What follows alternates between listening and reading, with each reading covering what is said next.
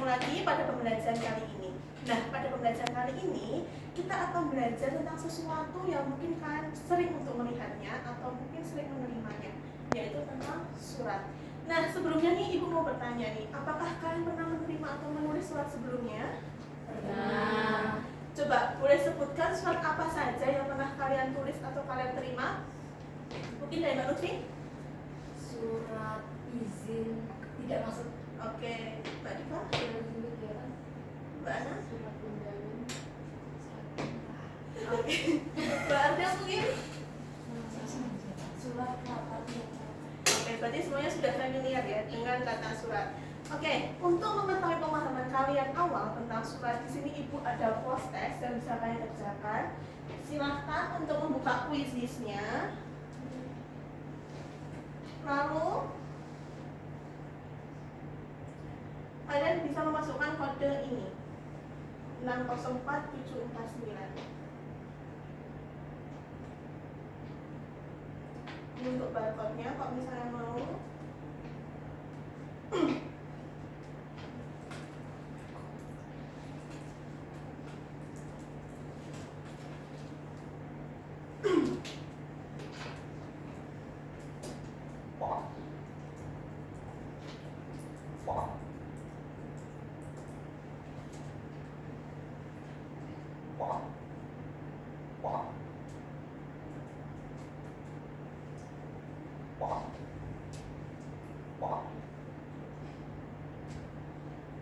Oke, langsung Ibu mulai saja ya.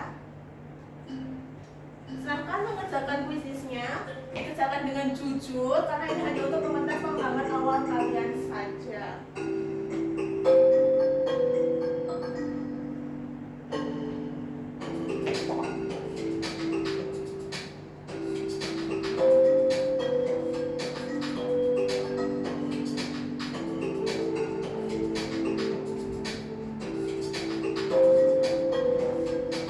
Oke, tadi kan udah paham semua dan benar semua.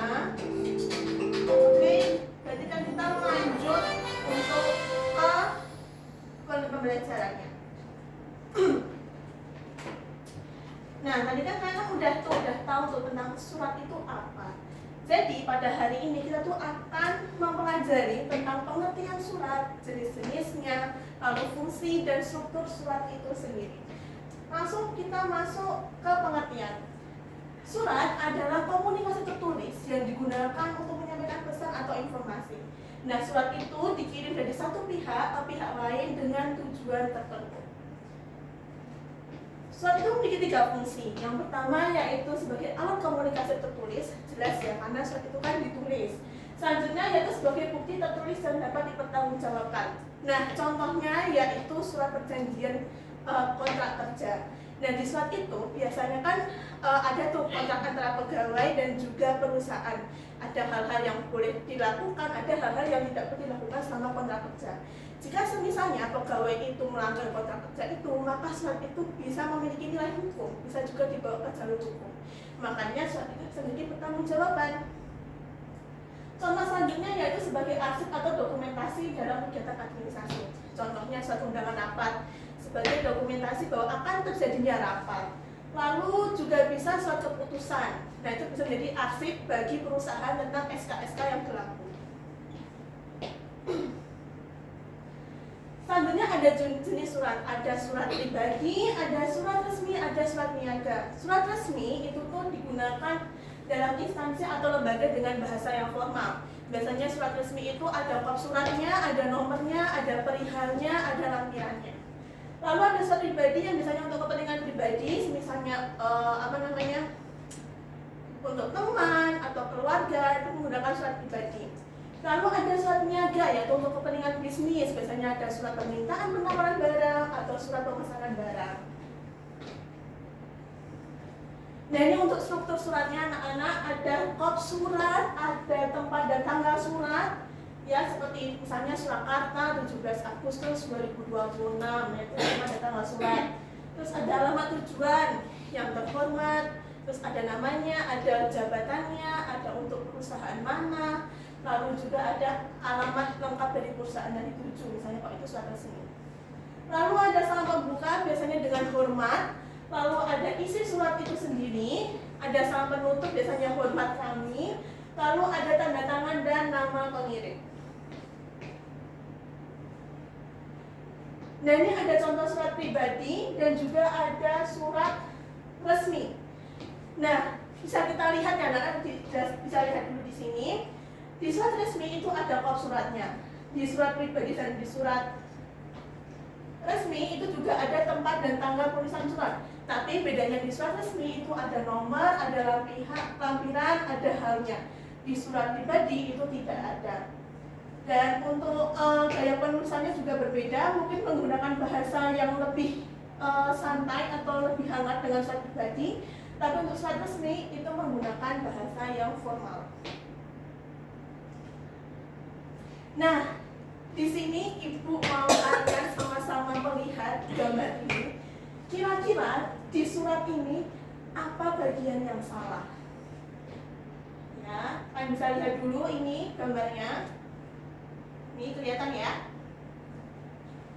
Saya mau bisa dilihat dulu, habis ini saya akan tunjuk. Mungkin Mbak Nita, apa Mbak bagian yang kurang dari surat itu? Nama di tanda tangan itu kurang sejajar sama Ini. ya yang di bawah. Oke.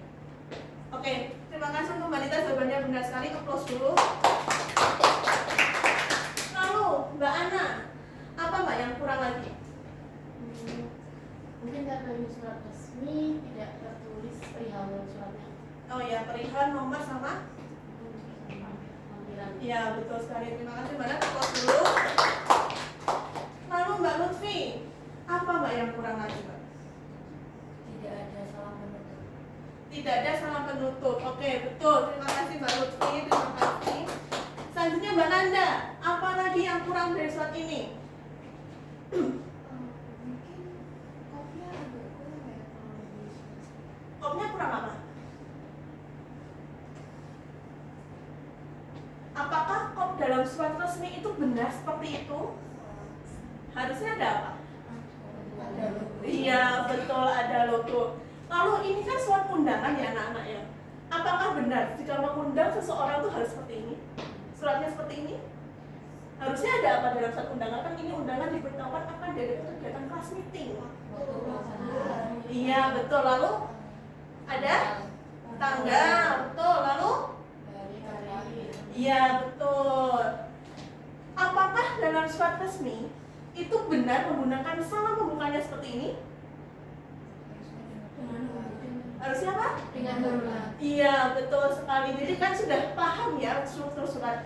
Jadi dapat disimpulkan bahwa surat ini tuh memang sangat banyak kekurangan dalam strukturnya. Seharusnya yang benar itu seperti ini. Ada logonya, ada nomor lampiran perihalnya, lalu juga ada hari, tanggal, waktu, tempat, dan jenis kegiatan. Dan yang paling penting belum kalian sebutkan yaitu di sini kan tidak ada tanda tangannya, tidak ada juga nama yang menulis suratnya itu. Nah, saya sekarang mau tanya sama Mbak Wulan. Jika surat seperti ini dikirim ke misalnya ini kan untuk seluruh siswa kelas 10, apa dampaknya? Kelas Yang salah. yang salah Iya. tidak akan tahu kapan terjadinya kelas meeting tersebut. Jadi kalau bisa kelas meetingnya lusa, nanti malah besoknya. Iya, betul sekali. Terima kasih terus untuk Mbak Wulan. Jadi anak-anak, jika misalnya surat yang strukturnya tidak lengkap kalian kirim, itu tuh akan menimbulkan kesalahpahaman dan juga ketidakjelasan informasi yang nanti endingnya bisa miskomunikasi. Nah, dari sini apakah ada yang mau ditanyakan? Ya, silakan. Jika dalam surat itu terjadi kesalahan penulisan nama penerima itu, dampaknya bagi perusahaan itu apa? Nah, kalau misalnya salah dalam menulis ya penerimanya, itu bisa merusak reputasi perusahaan. Itu yang pertama. Yang kedua, bisa menurunkan kredibilitas juga karena perusahaan itu tidak meng-cross check lagi suratnya sebelum dikirim. Nah, itu kan juga bisa menimbulkan hubungan bisnis yang kurang baik seperti itu. Apakah ada pertanyaan lagi anak-anak? Jika tidak, Ibu ada post test yang harus kalian kerjakan. Gampang saja, satu soal saja. Silakan untuk masuk ke kode ini.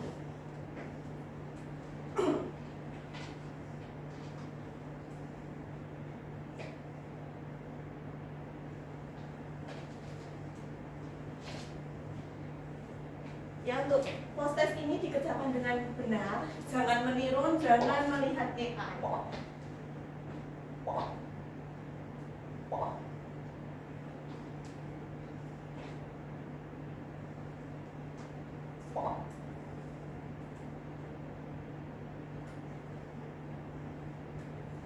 Oke, langsung ibu mulai saja.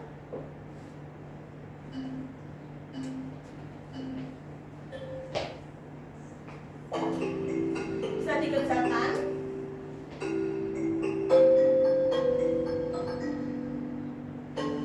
Pertanyaannya dibaca baik-baik.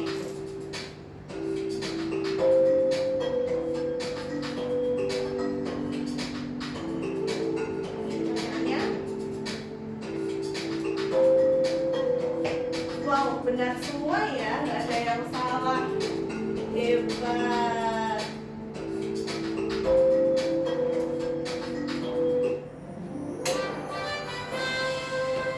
Oke, juara pertama Hadiza Ana.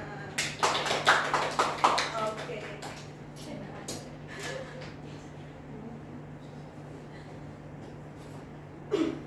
Baik anak-anak, jadi sudah kita simpulkan ya bahwa hari ini kita tuh udah belajar tentang pengertian surat, fungsi, jenis, lalu juga ada struktur surat itu sendiri.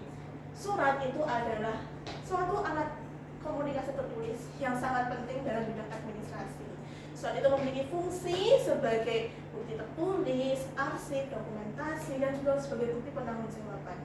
Surat itu memiliki struktur, penulisan surat itu harus lengkap. Kenapa? Karena kalau misalnya strukturnya itu tidak lengkap, benar tadi yang seperti disampaikan oleh Mbak Mulan, itu bisa menimbulkan kesalahpahaman, lalu juga informasi bisa tidak jelas dan tidak disampaikan. Terus juga informasi yang disampaikan kepada dari pengirim ke penerima itu nanti tidak full, bisa juga ada miskom, seperti itu. Nah, untuk pembelajaran selanjutnya nanti kita tuh akan belajar tentang kaidah kebahasaan surat dan juga gaya penulisan surat. Dan untuk pertemuan ini tidak ada yang ditanyakan ya, sudah jelas semua. Terima kasih, kalian sangat suportif sudah ikut berpartisipasi dalam pembelajaran ini. Ibu harap di pembelajaran selanjutnya nanti kalian akan lebih aktif lagi, tetap semangat belajar. Ingat, karena besok kita akan membahas tentang kaidah kebahasaan dan juga gaya penulisan surat. Dipelajari di rumah, nanti pertemuan selanjutnya akan Ibu adakan pretest lagi. Terima kasih, tetap sehat, jaga kesehatan. Wassalamualaikum warahmatullahi wabarakatuh. Waalaikumsalam warahmatullahi wabarakatuh.